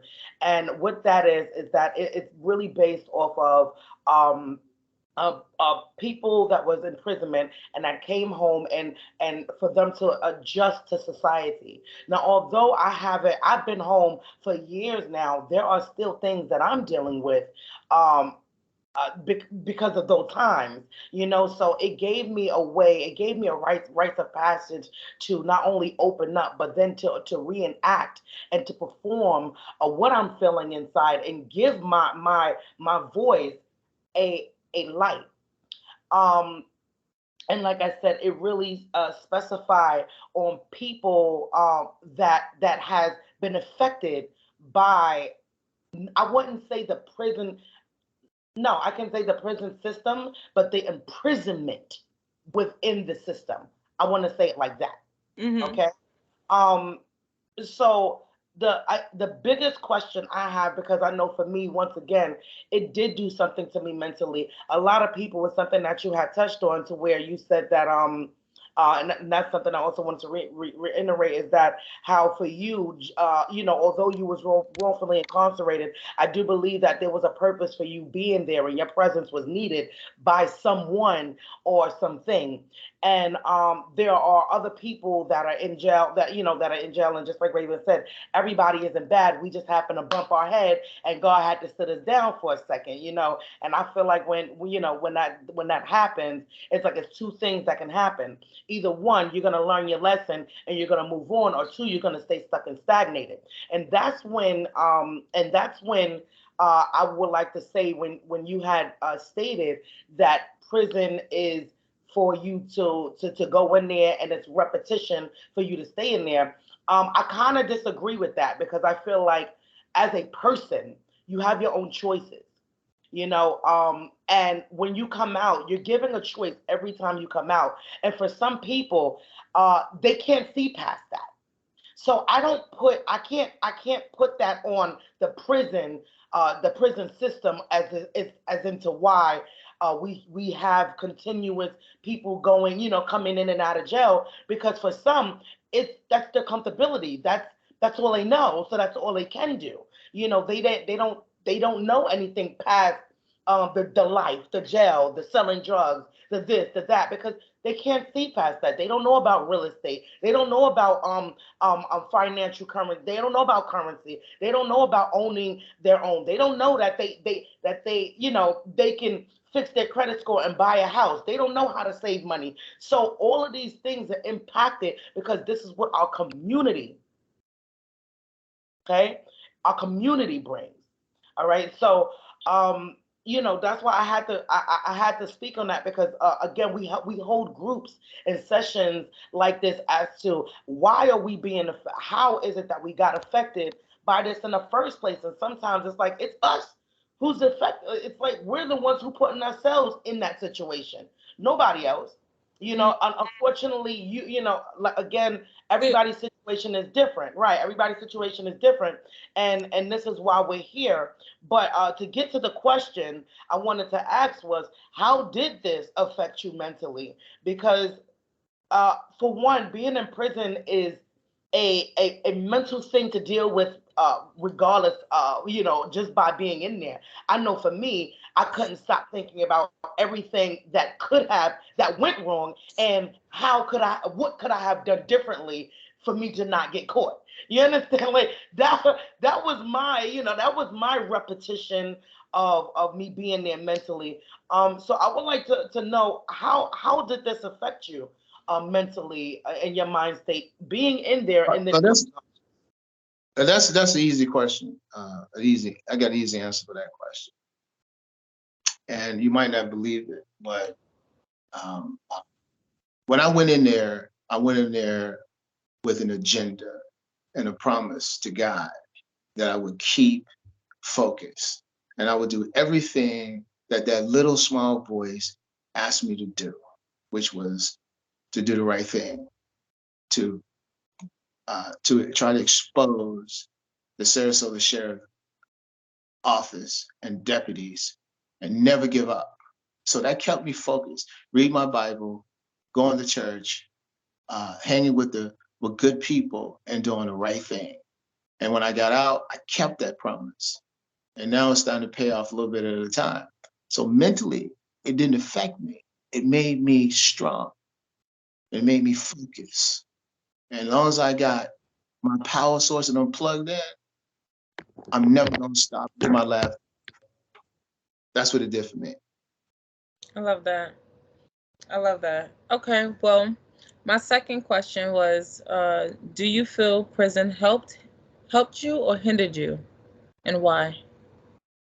Prison helped me, and the way it helped me, it allowed me to understand how corrupt our system is. And don't take life serious. Not live life day by day, but plan. For me, the project. I always was the kind of person that had the AAA personality. I always wanted to have my own business. I always wanted to do positive things, but I was naive about law and judges and corruption. Again, I'm not saying every person that's in the judicial system is corrupt. I'm not saying every person in the executive branch of government is corrupt. I'm not saying that. I'm simply saying what I've seen with correction officers in there and what they do is wrong, and how they beat people and to do things that plant shanks on them and get other people to do things to them is wrong. I'm not saying they all do it, but I've seen it. I've seen them hurt people. I've seen them hospitalize people. You see, um, that's not a place that I want to be. I want to be completely clear from that and never go back to something horrible, horrific as that ever again in my life. Yeah. So it helped. So it helped me. It scared me, and it helped me. But again, I So must. scared straight is really a thing. I'm sorry. Scared straight is really a thing. Scared you Hey, straight. that I just want to. I just want to stay clear from a place like that. But it made, like I said, but it made me aware how crooked our system is and how they can easily put you in and falsify documents. So that's the part that scared me straight. Is that these officers can easily affect you by lying on you in trial and court, Mm. and you can't, and it's hard to win. Hmm. But I'm yes, I can with God's help. Amen. My next question is, what are some of the challenges you face while transitioning from prison to freedom? But it's starting all back over. You have nothing, you know. If you have a family that loves you and supports you, it eases your transition. And in my case, I have a family that loves and supports me. Um, what else that I know is the hard part is now you got to, if you don't have a social security card, you got to get one. You don't have a birth certificate, the prison provides things for you. Um, money, you know, a job, trying to get a decent job is not going to happen right away. You got programs out here that can help you. I mean, you can go in the Salvation Army. You can pay you $12 a night. You can try to get some work that will pay you a day labor job that will pay you daily to help you with your transition. Um, this is the most difficult thing for me. Those I should say are the most difficult thing for me. It's a struggle. And I understand how hard it is for people that's never been in prisons out there living in the street, that is homeless, or someone who just gave up. But but the things are getting better for me, for people like you, people like the other young lady, people like the lady you introduced me to.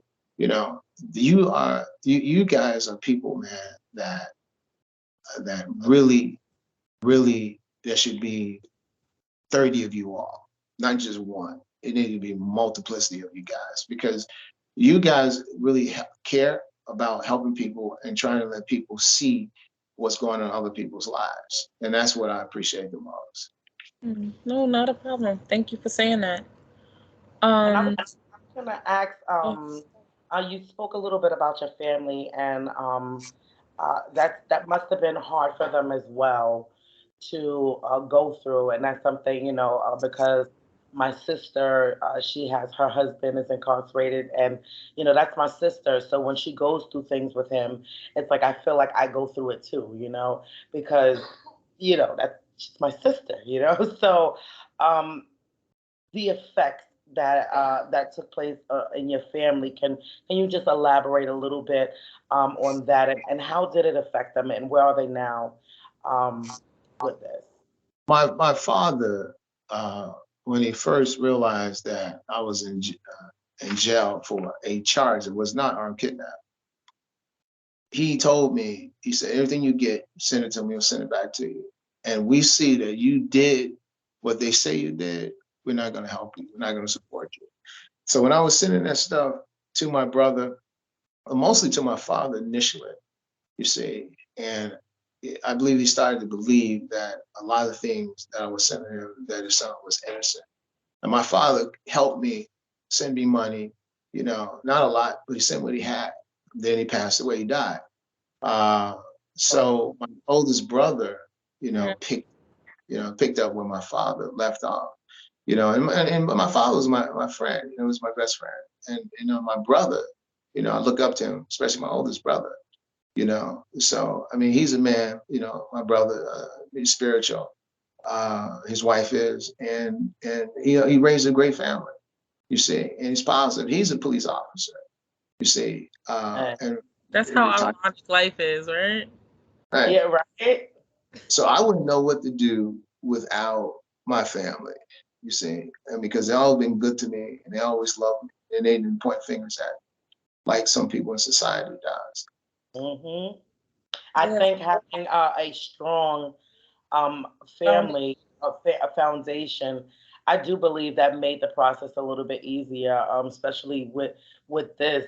Again, it's about your voice and it not being heard, especially during that time. And it's like now you have to really fight for your voice to be heard because this here it's more than just you putting these, putting these documentations together and like, here, no, this is your life we dealing with. This is your life. And so I can't imagine you having to go through all this without having a foundation in the system. My condolences to you. Losing a dad is not yeah, easy. definitely. We Yeah, lost it's not that too, easy. so we We lost. definitely. Yeah, so we definitely know what that feels like. They say that when you lose a mom is everything, but it's just the same when you lose your dad. We didn't have the best of it, but we had one. So um, definitely, so we're sending our condolences to you and your family. But I'm very happy, and my heart is filled knowing that you had that type of support. Yeah, Appreciate it's it. you basically said everything that I was thinking, Shatia. So definitely condolences on that because I feel you when it comes to losing your dad, Randall. I don't. You said your dad was your best friend. I wanted that relationship with my dad, so it's like how we feel. You probably felt 10 times more because y'all was like that. You know what I'm saying? But Yeah, to piggyback what you were saying, Shatia, you were saying that this is his life, this is his story, and I think of it differently, slightly. This is a situation he went through. It's not his life. This is a story he had to go through to get to where he is today. Maybe, like you said earlier, this needed to happen for him to be where he's at today. But at the same time, this is for people in general that has been railroaded by the justice system. This is for all races, all ethnicities, cultures, backgrounds. This story is bigger than him, and that's why we're recording it. That's why right. we're doing it. That's why I say that this is his life. And when I say that, I mean because right now everything that he's doing is pertaining to his case. This Yeah, is yeah, know, yeah. it's not like he came home and we're again, like you said, this is why we're recording. If this wasn't his life, we wouldn't be here recording. Mhm. So everything that he's doing right now uh, is in terms with him getting justice for the time that he served. Where's the justice? Yeah, So that's why I spoke about this is his life right now, and I that's what get I'm. you. I get you. I just kind of say it in that way where it's like I detach it because I don't want people to think that like we glorifying this moment. He has so many other attributes that we could be talking about, so many other things that he can add to this earth. This is not the highlight of who defines him. You know what I'm saying? So that's why Absolutely. we do That's that. right. Absolutely, and that's a great way to look at it. Because again, this is what it's all about. Like you said, it's bigger than him. It's a lot bigger than him. So when it becomes a lot bigger than him, it then uh, it's about you, but then it's not. Not about you. Right. You know what I'm saying? Like it's about you, but it's not about you. You know what I'm saying? So when you're Right. fighting, it's like every word that you're saying, you're not saying this for well, you are saying this. Let me make this very clear. He is saying this to get justice for himself, but it's also it's like protesting for what's right. So every time you do right, so every time you do this, that's what you're doing. You're protesting for what is right and what we deem to be right. We're just not holding the pick forms and the Yeah, signs saying, fun. "Hey, free Randall," you know what I'm saying? Like justify Randall, justify Randall. That's the only thing that we're not doing. So that's why we speak this into your life, and this is what I say because again, it's a lot bigger than you. So continue on this journey, even after you get justice, because once you get justice, they're gonna need a leader. Now we need somebody that's gonna be that advocate so that it doesn't happen to somebody else. I think it's just the awareness. It's the That's right. awareness is why you're doing it. We I, need I feel like, you either have the bug or you don't. I'm sorry, guys. I feel like you have the bug or you don't, because there's some people that I've came into contact with that just want to fix their case and just want to, like put it out there for them, and then I'm out this. You know what and I'm I'm saying? out. But there's some Right. people it's So like, how nah, I was so wrong. let's I want to fight for everybody. It's where you want to go with this. so let's ask Randall. I think that should be the next question. So where do you see yourself going with this case? I want to It's listen. over. I want to be on television. I want to be on radio. I want to be on magazine. Put your camera down a little bit. There you go. Those are the places that I want to go, Yes. and I want to talk, and I want to do what you guys are doing. I want to be able to help other people as well. It's not always about me, because what I'm doing is about helping other people. And so people who don't have a voice are afraid to do what I'm doing, because a lot of people are afraid to put everything in their life out there so people can read about everything that was said about you. I don't care. Read about me. That's At least you know. right. At least I don't have to worry about hiding anything. At least you know the true person. Yep. Mhm. You Mhm. know, and I put my stuff on social media. We talking Facebook and Instagram and TikTok and YouTube Which this will and be the time for you to tell and us where we can find you at. and anybody sees this, they can call me at any time. They call me on my cell phone. I don't care. They can look at my website and Can you let us know where to find you?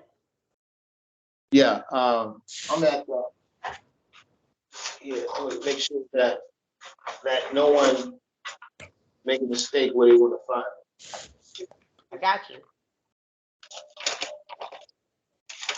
Sure, I might have some of your If, stuff on my stuff, Randall. Hold on. if, if Shit. you want to find me, you can look at my website at www.wrongfullyconvictedcases.com. Again, that's www.wrongfullyconvictedcases.com. Um, and Or or you can do Randall Wright at you can do wrongfully convicted 1963 at gmail.com. That's my email. You can call me again. That's wrongfully convicted 1963 at gmail.com. Or you can call me on my cell phone. You can talk to me anytime about anything at any hour. They'll make a difference. If I don't answer, you can always leave a message and I'll get back with you. okay. That's awesome. He's also under wrongful convicted cases on all social media platforms. That is Twitter. That is freaking Facebook. That's Instagram. That is YouTube. Is it YouTube as well? I think you have a YouTube. YouTube. I feel like I'm missing one. I feel like I'm missing one. I'm thinking. I know it's not Well, Snapchat, well but now it's he's on all missing. of them mostly. TikTok. Well, now he's missing TikTok, too. yes, TikTok. TikTok, yes. And now he's missing too. You can also, guys, find Mr. Randall Wright on Pushing Past Prison Community. Yes, he has two, and actually, I'm gonna manifest three interviews with Miss Raven Webb herself. So you can also go on her page, and you will find his full story right there, guys. And then, of course, Passion for Success, New York, baby, because we outside all day, every day. And I'm always here to give you the followers and the latest news, guys. It's about being informative and informational. And that's what we bring, guys. So, again, and if you want to see him, go on my page.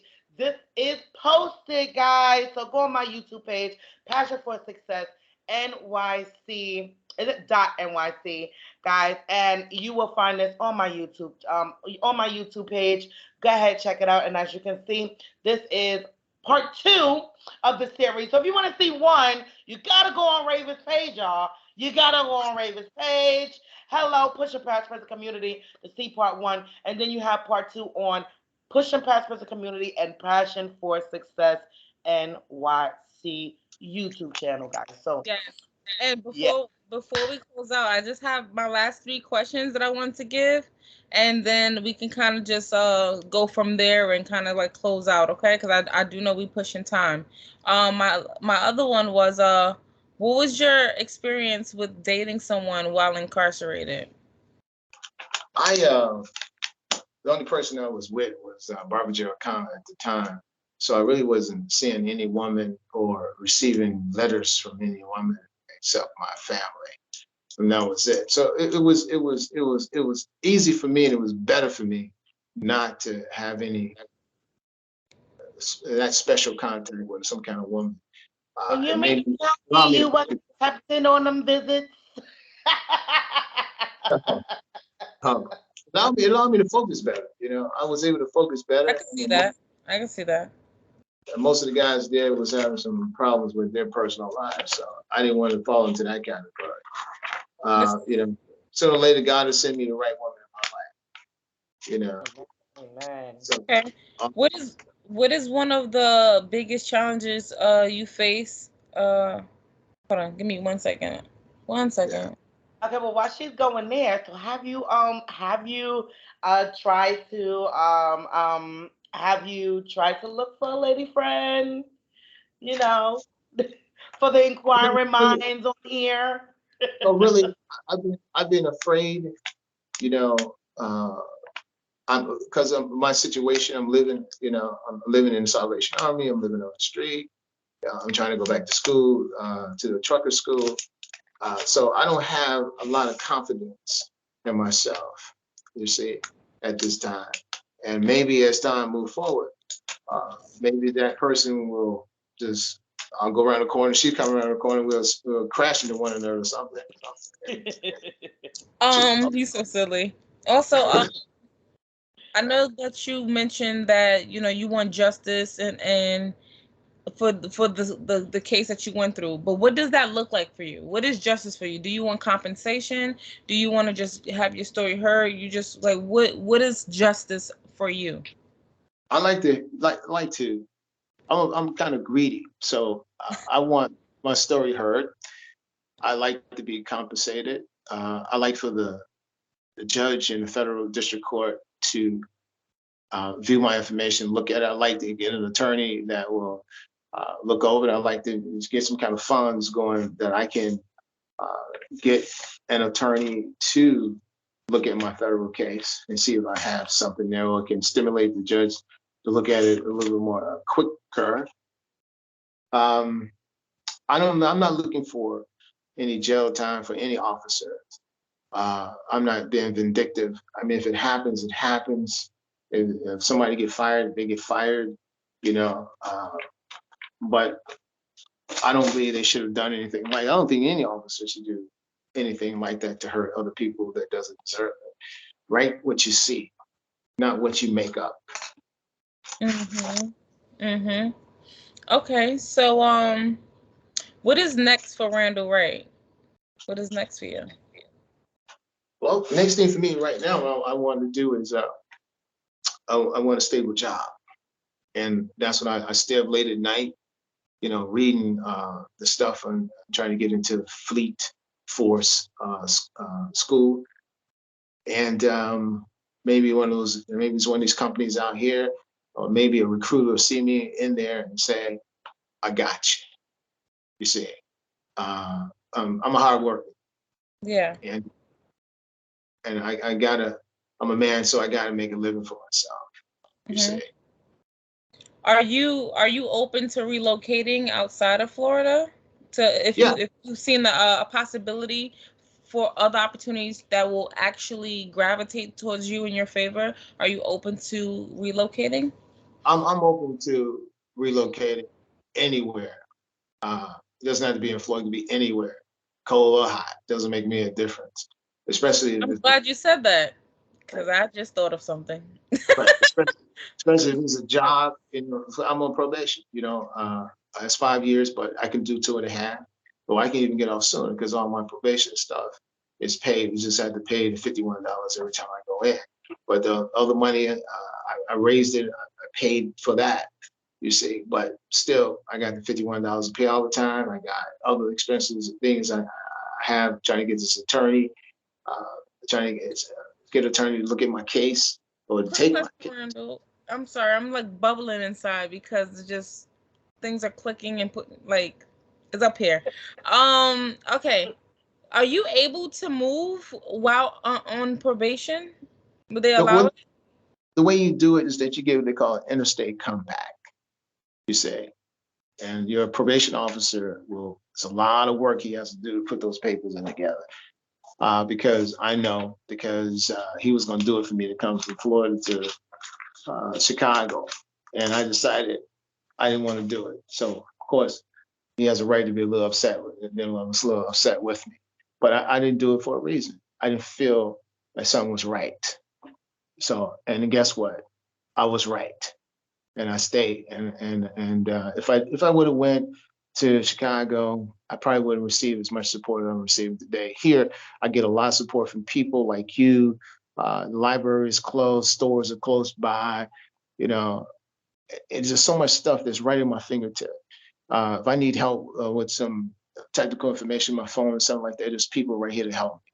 You know, there's a church right here. You know, people bring food a lot, so you not be too. You know, you don't have to starve.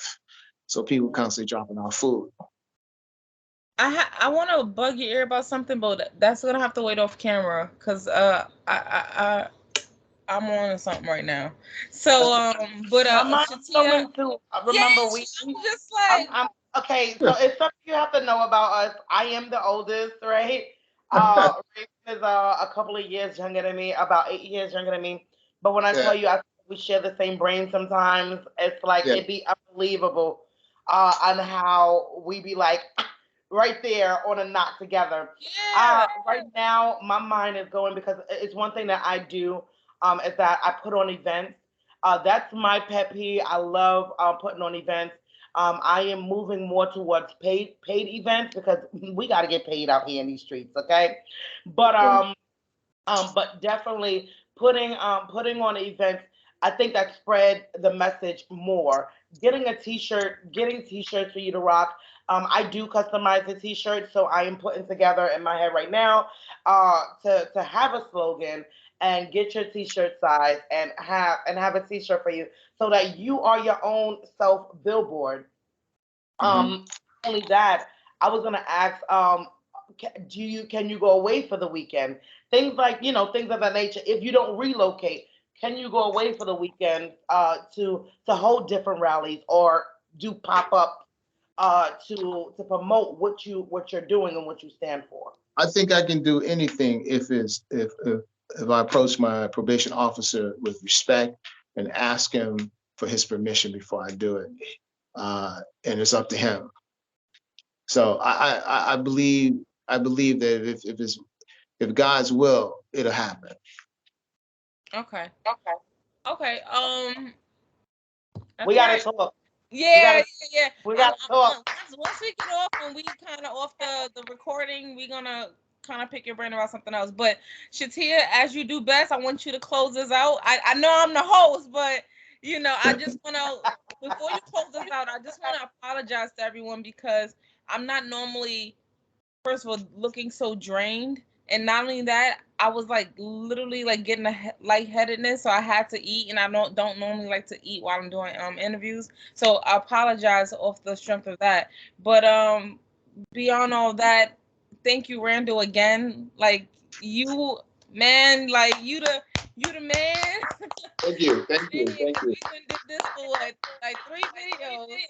I know this is our second time, but we did 3 separate videos. And like, thank you for your patience. Thank you for going to the library and getting those rooms for us to do this, and just being open and honest, putting your stuff. Like, you really had dedication to get your story out because you put the effort in, booking the room ahead of time. You done had everything laid out. You told me you was going to do it the last time, but you was like, dang, I forgot this paper. So you was very diligent in this whole process. So thank you, thank you, thank you.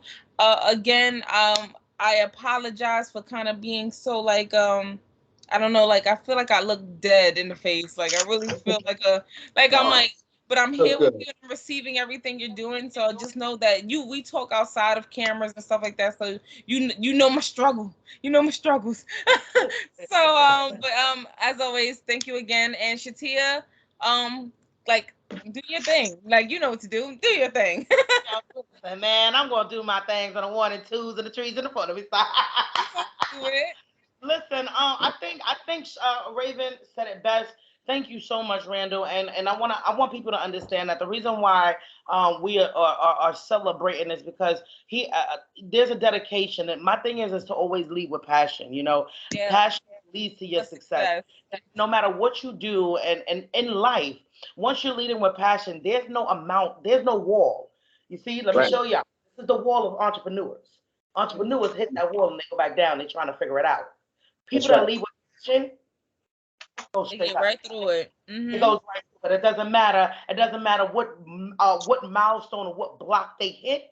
They keep going and they keep fighting, and that's exactly what you're doing. No matter what milestone that you're hitting, you keep going and you keep providing. So I would say that you are fighting this with passion, my love, with passion, and in turns that will internally lead you with success. So thank you so much for taking your time and your dedication and being on this call. And I want to thank you, Raven, for allowing me to be a part of this call. Again, it does mean so much. It means so much for me to be a part of this and to help build this family foundation because that's what we are. Yeah. Uh, always remember, guys. Stay focused. Stay true to who you are, and be blessed. Understand that time is everything. Things I must experience. Check that out. Y'all have a great Love day. that. I Have must a good experience. day. I My love girl. that. I ain't My gonna girl. take it. My I ain't gonna girl. take it. So listen, I want you all to have a wonderful, wonderful day, but have a great day on purpose. Until And next time, Okay. as y'all guys. know, one day closer Peace. to closure and be the change you want to see. And until next time, we are out. Thank you. Yay!